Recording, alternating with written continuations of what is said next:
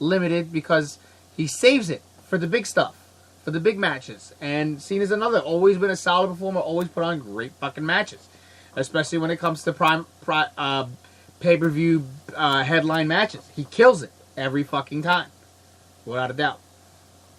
You know, Sami Callihan went on record after his NXT release, but he said it. He goes, you know, people shit on John Cena all the time. He goes, let me tell you something. He goes, I am a fan of John Cena ever since. And he's like, one, he's humble, he'll help you and everything like that. But he's like, people don't appreciate the work. And this is Sami Callihan, was one of the most hardcore quote unquote dudes. And he's like, dude, nah, he respects the shit out of Cena, and people don't appreciate the worker that he is. And I gotta agree with that. We don't talk about him anymore. Yeah. No, I'm not kidding. Okay. Fuck that dude. But anyway, I mean, that's generally it. There's not really much more to say about the Royal Rumble. As you know, as we said, it's the road to WrestleMania begins. Possible surprises. Anybody think Taker's going to screw over John Cena? Or, because, there's been a great debate in terms of the anniversary promo that he did. Some people said the way he said, you know, all those souls can all now rest in peace. I mean, the one thing he did do, which was actually kind of slick, that a lot of people, almost everybody caught, was he didn't come out wearing the hat or the gloves because he symbolically left those in the ring.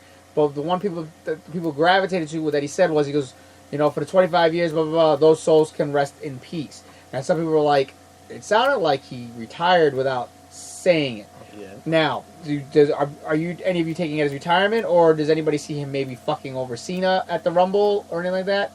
I don't see him retiring because, like I said, he said it's time for those souls. He never said it's time for me to rest in peace. So I don't think he's retired yet. It is so hard to say with that guy. Yeah. Again, just like everybody else I've mentioned it. I mean, I get it. It's hard to let go, but it's time to let go. He needs to let go.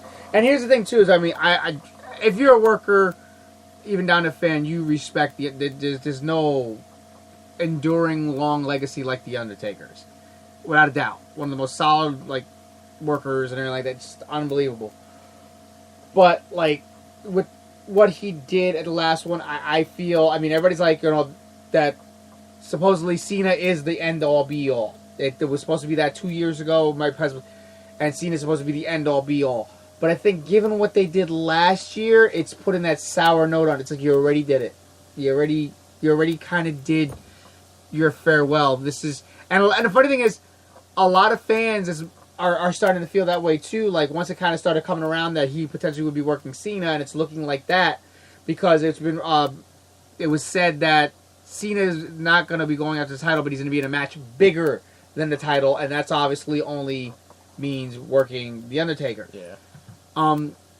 Again, you don't need it.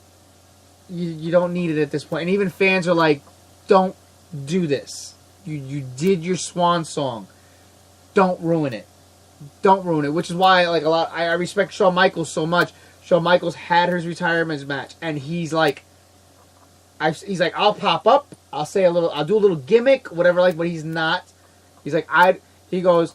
Because when he told AJ Styles, when AJ put it out there that he did the Photoshop, he's like, I don't feel right getting in the ring because I can't give you what I was then, and it's not fair to you.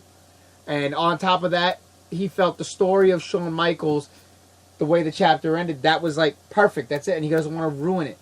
And again, Undertaker, I think you had that farewell. Granted, it was still kind of over, but I think that moment was there already. Mm-hmm. You don't have to just leave it alone. It's fine.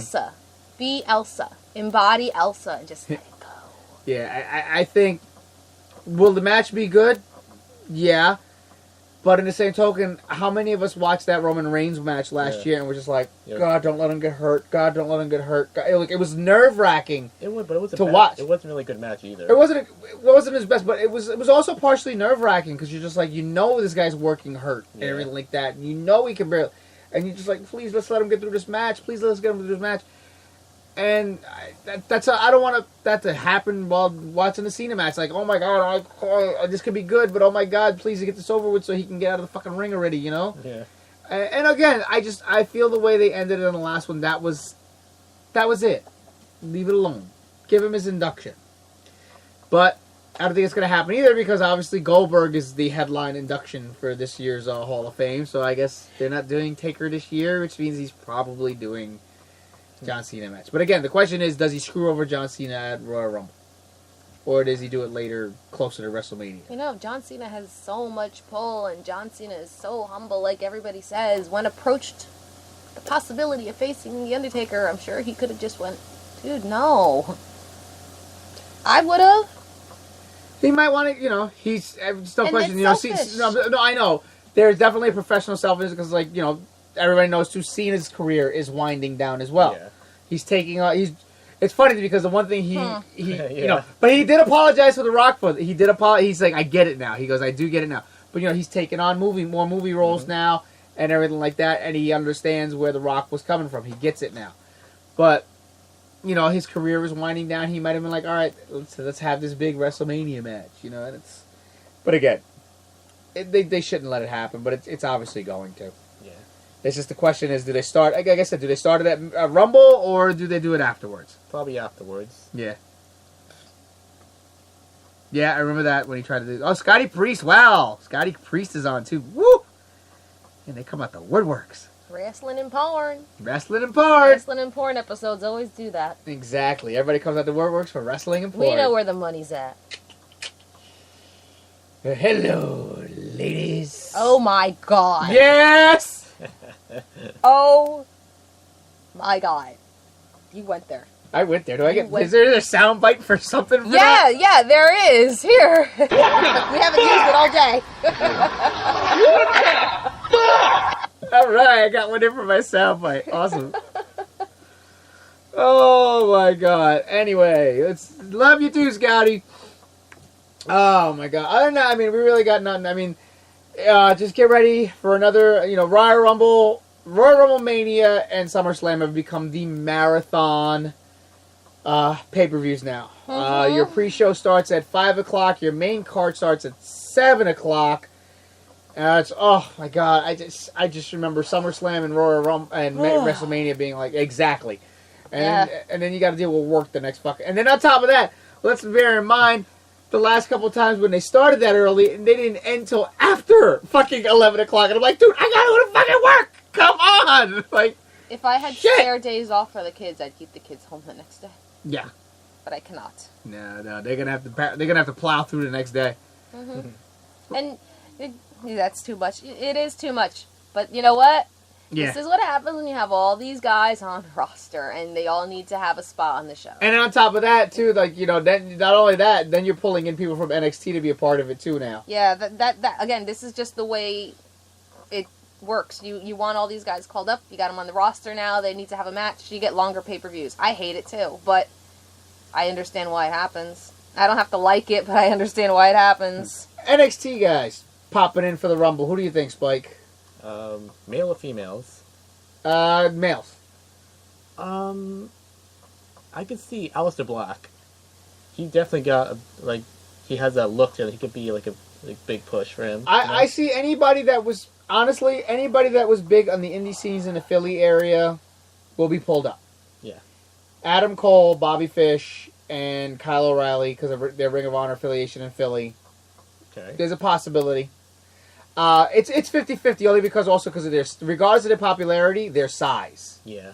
And so depending on what happens with Johnny Gargano's a possibility because Gargano's is hugely loved.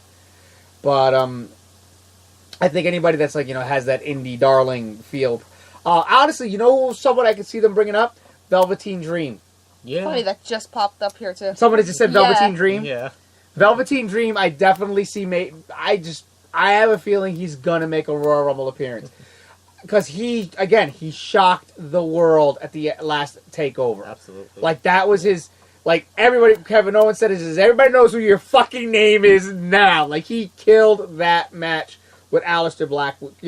Two contrasting styles so much. And I know you didn't watch it. But I remember I was telling you about it. Like this was this kid's coming out party. Yeah. It was like holy shit.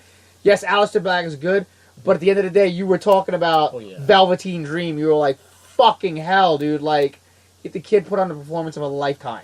And I heard him and Johnny Gargano just tore it up on NXT as well.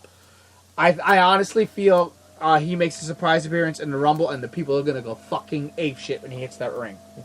I honestly think Velveteen Dream, and he might be a potential call-up.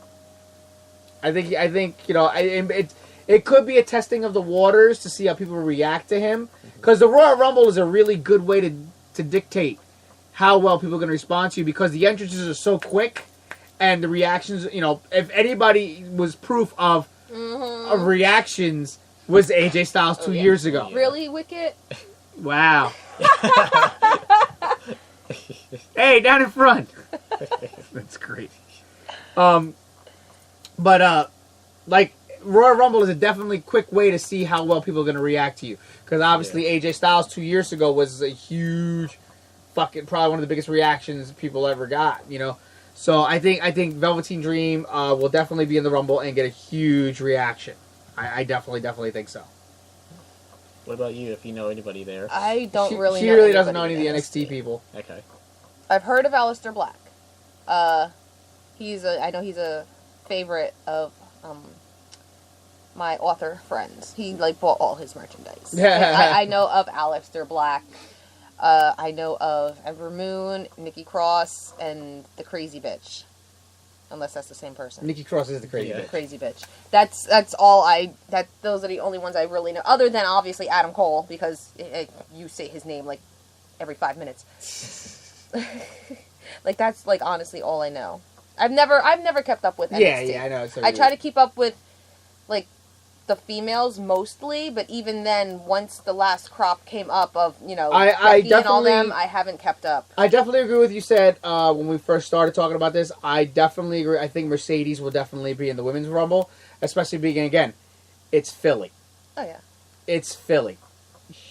She comes out, they're gonna go fucking bananas. It's Mercedes. Other than being an indie darling, she is a Northeast indie wrestling queen. Mm-hmm. Period. I don't care. She is a Northwest indie wrestling queen. I'm sorry, Northeast. She's a Northeast indie wrestling queen. Period. So I think Mercedes is definitely going to make a pop-up appearance. What I would love to see, honestly, is give Sarah Del Rey a spot. Aww. Give Sarah Del Rey a spot, man. Sarah Del Rey, the head women's trainer and everything like that, but I mean, she was trained by Daniel Bryan, and she's probably one of the toughest chicks that was ever slice up a pair of boots in the ring, and she's happy with her training position. But it's a shame she never got a shot being on WWE camera. I would honestly let her do one. Let her do the Rumble. She deserves it. Yeah. Let her do the That'd Rumble nice. At least. I would love to see Sarah Del Rey do the Rumble. So yeah. Other than that, that's really all we got in terms of the Royal Rumble. Mm-hmm. So, as I said, get ready for a long marathon thing. And prior to that, we got taxes to do. Oh my god, yeah. We got to do taxes. And then we got to go to Domino's for Seth. And we got to go to Domino's for Seth. And then we got to come back and prep for all that. I'm going to read from some of it. I'm going to try to stay awake. I think the last 2 Rumbles, I kind of fell asleep. Bits and pieces, I fell asleep. Rumbles, not really. It's usually the other ones. I think last year's Rumble, I fell asleep with the matches prior to Rumble. Mm-hmm. I was just I think I was kind of storing my energy for the actual Rumble. It's okay, I can get a little quick cat nap in right now, and then I can watch the whole Rumble. Pretty much. To wrap this up, I'll say it nicely. To wrap it up, at the end of the day, just enjoy it. Just enjoy it. Wrestling is fun. It is a fandom. You're going to love some results. You're going to hate some results. But at the end of the day, you're going to keep watching. The road to WrestleMania might start off sucking, but you're going to still stick by that road to WrestleMania. So, love it or hate it. Just enjoy yourself. It is fun. It is a fun time. And just enjoy. I'm going to take this one out of Seth's book. This is Seth's favorite pay-per-view of the year. Yes. Seth loves the Royal Rumble pay-per-view. It's his favorite more than Mania. And you know what? I gotta agree with him. Yeah. The Rumble it's fast-paced. It's fun. Yeah. You never know who's gonna come in. And on top of that, kudos to the women workers and athletes. They're making history once again with their first ever Royal Rumble. I have a quick question. Do you think maybe they'll do the women's last? No. No? Absolutely not. They will not. Good suggestion. It'd be cool. It'd be cool, but they will not. It would be cool if they did the Women's Rumble last as a better send-off if they already knew they were ending Royal Rumble controversially. Yeah.